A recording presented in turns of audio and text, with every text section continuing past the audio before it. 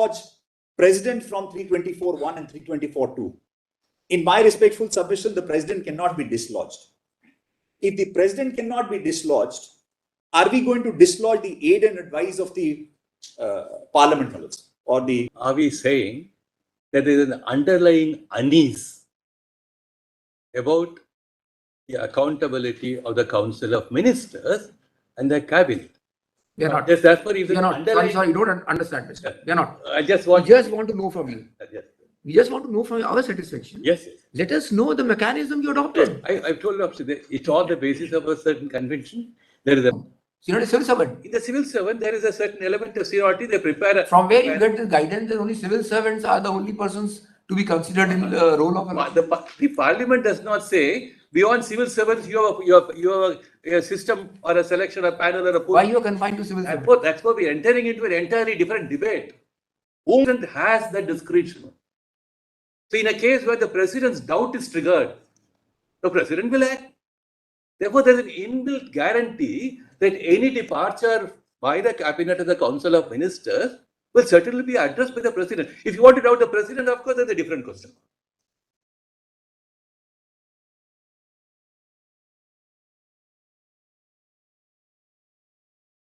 Seems to be bothering my lords is that 34(2), the appointment is a point of concern. That seems to be the concern which is arising to this court. And based on that, my lords are linking it to say that the fairness and independence of functioning of a body. And my request would be, when we read 324, kindly see commission and commissioners separately for a minute. We are looking at independence of an institution.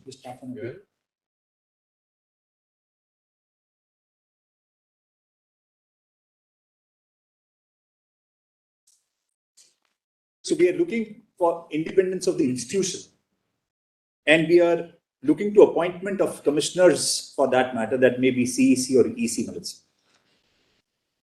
If the mechanism provides that the institution can function independently, and so far as the appointment of the constituents of that institutions are concerned, that if the constitution makers thought it fit, after deliberating what can be the pitfalls, or if I may call headache, that to what extent and till what time it should be left as it is, unchanged, unamended, and with the wisdom of Parliament, whenever they think it is right, should be done by the Parliament.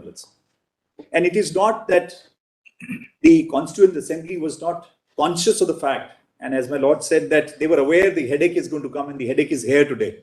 So we are dealing with that headache today, knowing fully well that there is going to be a headache 75 years down the line, that there were 2 or 3 options which were discussed or debated at that point in time, not chosen, not opted for, and the route of the leaving to law to be made by Parliament is to be left.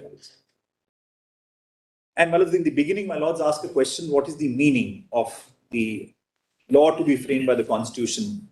And if we see, the language is very interesting. 324(2), my lords need not specifically open, I'll say, subject to the provisions of any law made in that behalf. So some behalf, some law can be made by the Parliament. That's what the 2 says, sub-article 2 says. Now, at that point of time, either it was that it could have been plugged, and the one way of plugging was that the appointment should be with the 2/3 members of both the joint houses. That was the one option which was not taken. Second was instrument of instruction could have been there, that these are the instrument of instruction should be followed, and therefore this will safeguard the so-called attack on the independence of the institution. That also was not chosen, in spite of the fact, noting that we are not absolutely adopting the American Constitution, and we are adopting Indian with the modified, maybe instruments may be adopted or instructions may be adopted. That also was not to be done. Why in that case it is said that it is left to the Parliament, and why, unlike in 16(4)(a), where the option given, and if we see that mandamus can't be issued because that option is given to the state, if they think that the reservation is to be issued, that's a prerogative of the state. So that's a one way of 16(4)(a) kind of a situation. Enables the state to do it. That's a one way. If you look at 21(a) for that matter, shall make law. So that is another way that shall make law which is there.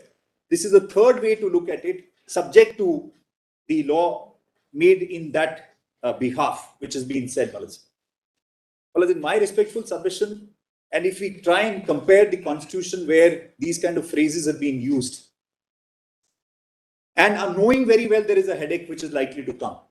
In spite of that, in my respectful submission, and also coupled with the fact that at that stage it was not seen as a multiple member body, it was seen only a one person, because nobody anticipated that we'll be in election mode 24/7 at some stage maybe, and therefore we need a larger institution for that purpose.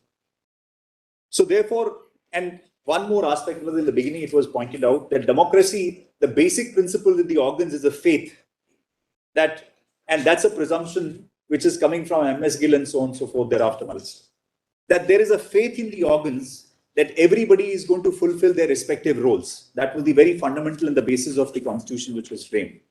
And that's why in my respectful submission, when it was left in this form by the president, the faith was that ultimately, because we are dealing with the parliamentary decision-making process in a democracy, the will of people should prevail.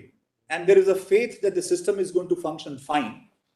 Therefore, if that headache lands at some point in time, the first preference should be given to a parliament to make a law on that part, that do we need to deal with the headache in a particular manner. And besides the fact that yesterday my lords pointed out that in last 8 years, 7 election commissioners has come, or 8 years, or 7 years, 8 election commissioners has come. The data which we have seen, today, when we see, since I was also not aware, there appears to be in a Wikipedia, either the dates of EC position has been taken or CEC position has been taken. A cumulative is not given. If we look at a cumulative number, that seems to be on a higher side than the average, which was looking that it has been changed so many times. Other than the fact, 2 factors which I believe is bothering my lords to while looking at 324(2) is that there are multiple reports which exist, and even Election Commission itself has said, the political parties themselves have said that there is a need to reform this process, and therefore one of the possible reform can be that we come up with the appointment fairer and independent than what is being today left to the executives in the current formulas. This has already been argued that there is no underlying fact. We are not dealing with the position saying that a man of zero integrity has been appointed as EC or the CEC. That is not a question which has come. The best cases my lords have seen started from Dhanova is that whether the ECs are in line with the CEC and CEC agreeing with them or not, notification issues, withdrawn, post abolished, all those factors. So that is more to do with the internal functioning of the institution, which is not under challenge today. Everybody agrees on this aspect, that institution has worked perfectly fine. The most important part in democratic process is timely election of the election to be conducted. That's the first fundamental part. Second is the participation of people who are willing to participate. On both counts, there is not even a single allegation that by virtue of election not being conducted on time, the existing ruling party is going beyond the period of 5 years and therefore they're still retaining a power. That kind of anarchy is not being pointed out. Second is, it's also not a case, somebody saying that we had 297 million of the eligible voters in the last election, 67% voted, but 5% were not allowed to be voted. So therefore, it is not case there is a democratic process in participating in the forming the parliament has not been carried out. On both the factors, there is no allegation on this aspect. And why I am pointing this out is, with all humility, that 3-4 cases which we have seen where the court have intervened and laid down certain kind of a guidelines, or I would call guidance, because it is for the time being, the law is not being framed. All those 3 cases are where the union was ad idem and it was more in line with Article 21 kind of position, which is much higher in terms of liberty and life. And there was some trigger point always. Even if we go for the judgment in Vishaka, the rape in Rajasthan was the start point where this debate started. And then the further debate happened, the international conventions were there. So therefore, there was a background material knowledge. Not adversarial, actually. That not adversarial knowledge. And today, if I may not be in right to say that it is absolutely zero adversarial position. Today, there is a process which is functioning. And what is there in my Lord's mind, looking at, appears to be that seems to be some anomaly in 324 so far as the independence is concerned. What we do in that case, I asked myself a question saying that by virtue of providing an alternate arrangement, which whatever that arrangement would be, a composition of CJI, Prime Minister, Leader of Opposition, are we going to dislodge President from 324.1 and 324.2? In my respectful submission, the President cannot be dislodged. If the President cannot be dislodged, are we going to dislodge the aid and advice of the Parliament or the Council of Ministers? Are we going to dislodge that? If we are not going to dislodge that, then what do we gain? Are we trying to create a recommendatory body which is going to recommend to Prime Minister, to the President, and President ultimately has got the aid and advice available? Then we are back to square one. Or we are saying that we dislodge President and this body is going to function and this body is going to get into the appointments of the CEC and EC for that matter. And I presume, my lords are certainly not looking at lawmaking. I've understood, so therefore I'm not laboring on that. That there is no intent to dislodge the President out of the current situation and not the aid and advice as well. So where are we heading to when we look at what the solution? So that's the one thing which I wanted to park before my lords to see that what are we trying to achieve? In the underlying fact, there is no real basis to say that two very important factors of the parliamentary democracy, which is to be performed by the Election Commission, has not been carried out. There's no allegation of that nature. So looking at it from that point of view, my lords, bear this in mind, my lords. Where do we draw a parallel of this nature, my lords? And the reliance was on NJEC case. And there was interestingly a discussion on the role and functioning of Election Commission there also. There was a discussion on the role of committee reports also, which were in the favor of NJEC, and my lords looked into that part.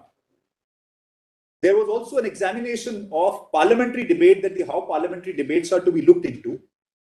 And after that, looking at everything, Justice Madan Lokur in one para finally said that the appointment of judges and Election Commission is completely different.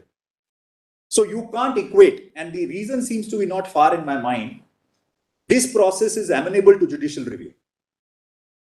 A decision by this court or the process of appointment of judges is not amenable to a judicial review. That's a very, very important fundamental factor. All I'm saying is that in 324, do we need to go down to that level to see that 324.2, when the institutional functioning is not in dispute, appointment of one man may be very relevant man and equivalent to an institution in certain situation, may not be today because we have multiple body which is there, is brought down to a level to say that because your appointment mechanism of a particular individual is, let's say, opaque and it is not visible, your institution may be functioning fine, your elections are conducted on time, there's a representation of people which is required for forming the government. Should we get into that part or not? And that's my endeavor, is that first point which I'm pointing out, is there is a gap, is there is a vacuum.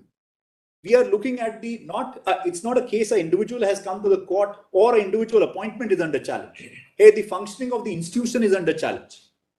And functioning of the institution in 344.2 is one of the aspects of appointment is Election Commission. That can be, my lords, I've seen that they try to stitch with 19.1a and therefore a person going to vote. And so I can understand that part. But should it be taken to this extent to say that a one person who's the part of the institution which is functioning fine, his appointment we need to set to the core?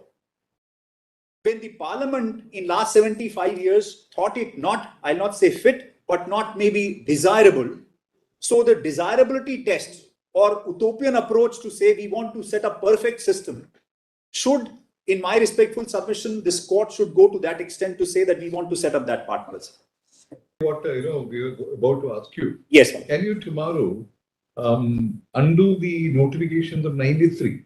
Yes, sir. By which two posts of election commissioners were created, against which one was Mr. Gill was appointed and another was. Yes, Malas. Can you today do that in law? In law, can you do that? You can remove, you can say, we don't need the election commissioners anyway, you go back to the old system. Please, Malas. Of having one chief election Please, commissioner. Malas. You can do that in law. In law, yes, Malas. And that has come, and I'm so grateful. That's where the judicial review comes in. My lords examined this position. And did not accept it in the case of Dhanua. Yes. And see, in the case of Dhanua, yes, Dhanua came with the same complaint. Yes, Dhanua came the with man the same. was working as chief secretary or Of a state, and my period has gone. Service commission, and he came to this court complaining, I was here for less than 3 months. Yes. And because of, the chief election commissioner, Perishastri. Yes, Malas. He had a problem with him, respond number 2. Yes, Malas. And then they were removed. They were, yes. The court went into it and the court said that actually you are the problem.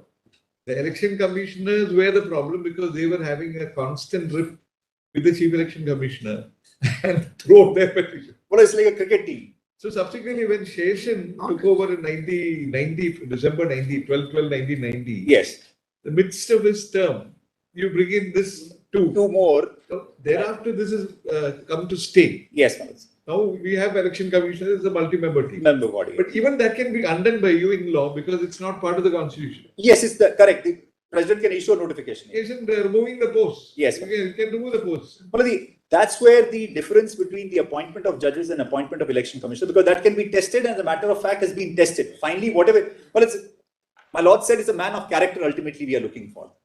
The appointment process can take a person to a position of CEC or EC. How their interplay role between the parties, that the appointment process is not good to. We get the best batsmen in the team. 2 best batsmen fighting each other because somebody wants to open the inning and somebody wants to get to the second down. They'll fight because they're equally powerful in the team structure. So therefore, they'll always fight. That's a test of a human aspect, that who has got what kind of a qualities in that. But that has nothing to do so far as the appointment process is concerned.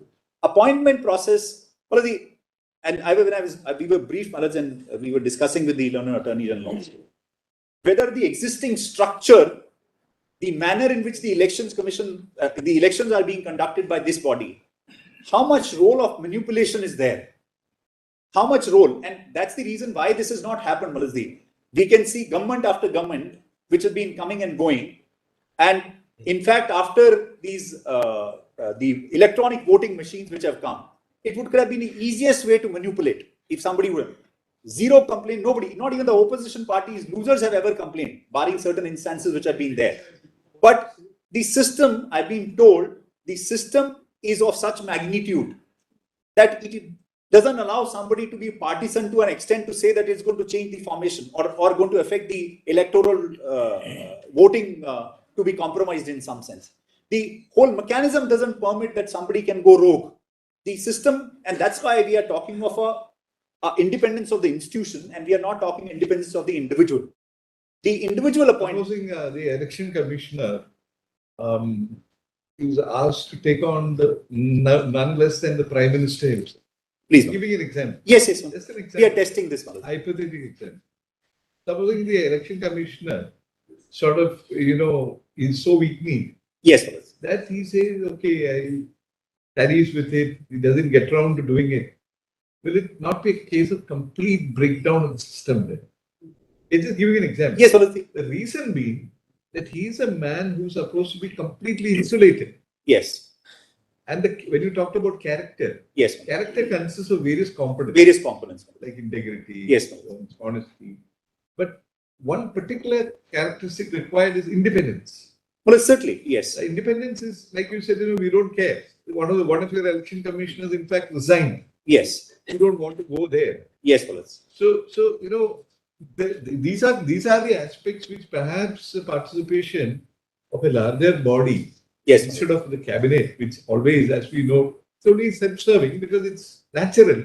Yes. They would like to perpetuate themselves in power. Any party. Please not saying all parties will have that. Yes, all parties, irrespective of the political color. Yes. That is why from 1990, committee after committee after committee keeps reporting.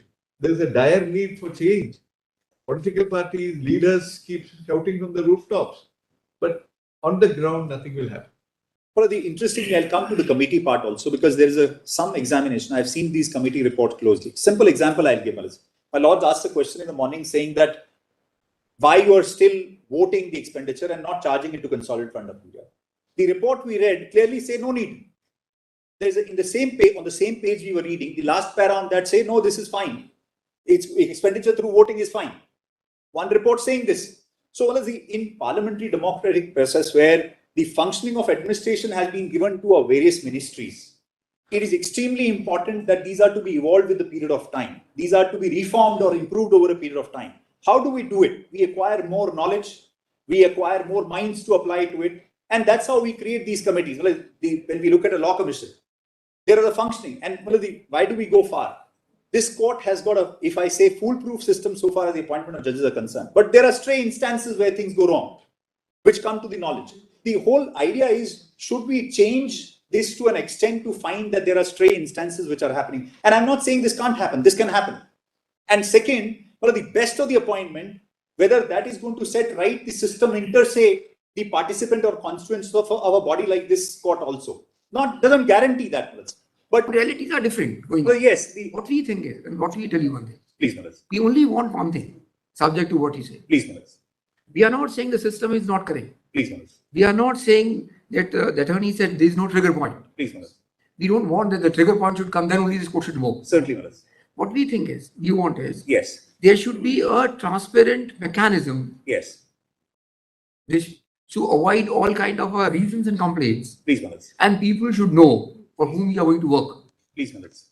In upholding the democracy which we are. Please, Maharaj. What kind of a mechanism you can put in place? Please, Maharaj. People are not going to question mark. Please, Maharaj. You say, no, we have a council of ministers, they advise the president, appointments are made. Please, Maharaj. Everything goes inside. Please, Maharaj. Now, we put to you also the same proposition. Show us what mechanism you adopted. Please, Maharaj. In making the appointment day before 2 days before. Please, Maharaj. What is your mechanism of appointment? Well, if somebody asks to ask, you say it's all right. Somebody can question it, will come forward. Please, Maharaj. Why should we grant you that liberty? Why can't we take a call? Yesterday we put to you. Have you brought any mechanism? Have you brought any mechanism in place in reference to which the appointment 2 days before have been made? Show us. Right. Or the same council of ministers and the president and goes on. I'll answer, but the attorney and... No, you are here. I'll certainly, but since the instructors were there on this specific aspect... Part of instruction. Are we saying that there is an underlying unease about the accountability of the Council of Ministers and the Cabinet? We are not. Yes, that's what even we are not. Sorry, you don't understand this. We are not. I just We want just want to know from you. Yes.